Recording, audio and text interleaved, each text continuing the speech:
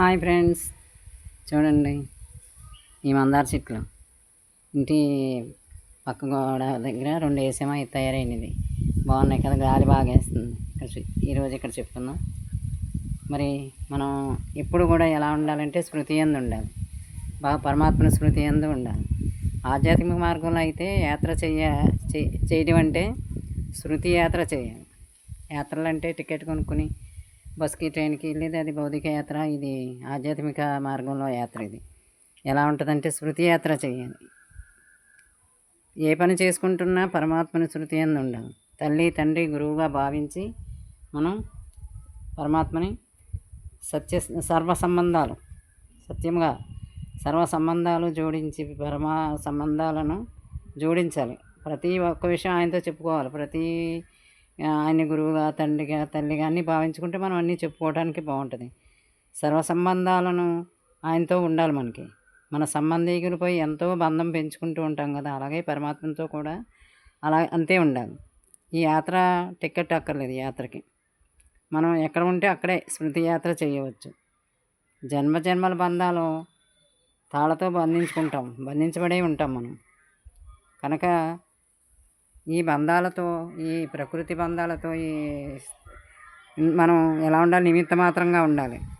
మనం బంధించబడి ఉండకూడదు, నిమిత్త భావంతో ఉండాలి. బంధాలని తాళాన్ని తెంపుకోవడానికి ప్రయత్నం చేయాలి.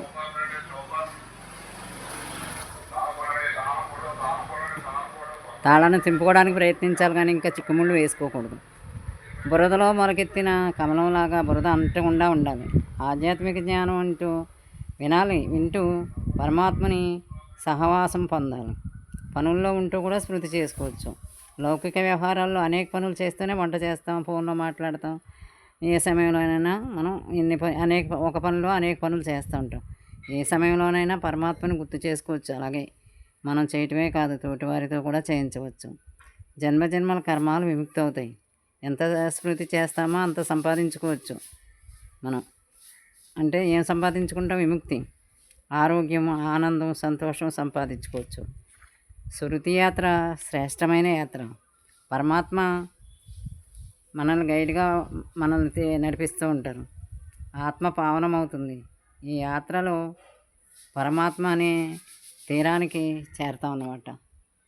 బాగుంది కదా ఈ శృతి యాత్ర. తప్పనిసరిగా మనం చేసుకోవచ్చు. దీనికి ఖర్చు లేదు, ఏమీ లేదు.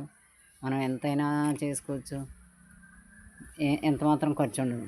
మనం తోసినట్టు ఎక్కడ కూర్చున్నా, ఏం చేసుకుంటున్నా మన పనుల్లో కలుసుకోవచ్చు. పూర్వం నుంచి మన పెద్దలు చేసేది అదే. మన పెద్దలు ఏం చేసేవారు? లేస్తే దేవుడి నామం చెప్పుకునేవారు, కూర్చుంటే దేవుడి నామం చెప్పుకునేవారు. ప్రతి పనిలోనూ ఓం సత్ అని చెప్పుకుంటూ, ఓ రామ అనుకుంటూ అలా స్మృతి యాత్రలోనే ఉండేవారు. ఇప్పుడు మనకు వచ్చి మనం అంతా ఒకలా మారిపోయాం. కానీ మళ్ళీ అలాగే మనం మన పెద్దలను అనుసరించినట్టే ఆ దారిలోనే మనం వెళ్దాం. శృతి యాత్ర చేద్దాం, భగవంతుని తెలుసుకుందాం. చెప్తున్నారు కదా, శృతి యాత్ర చేస్తే మీకు అన్నీ విముక్తి అవుతాయి. అన్ని పనులు చక్కగా మనం భగవంతునితో చేసుకున్న పనులన్నీ నిర్విఘ్నంగా జరుగుతాయి. అలాగా జరగాలంటే మనం చేసుకోవాల్సిందే. మన పెద్దల నుంచి మనం తీసుకోవాల్సిన విషయాలు ఇవే. అన్నీ వదిలేసాం కదా, మళ్ళీ నేర్చుకుని మళ్ళీ తీసుకుందాం. చక్కని అలవాట్లు చేసుకుందాం, చక్కగా ఉందాం. మరి ఇదిగో ఈ వీడియో కొంచెం డిస్టర్బెన్స్గానే ఉంది, కానీ పర్వాలేదు. చల్లని గాలి వేస్తుంది. ఇక్కడ చాలా వేడిగా అలా ఉంది, కానీ అందుకని ఇక్కడికి వచ్చి చెప్తున్నాను, తీస్తున్నాను వీడియో. బాగుంది కదా.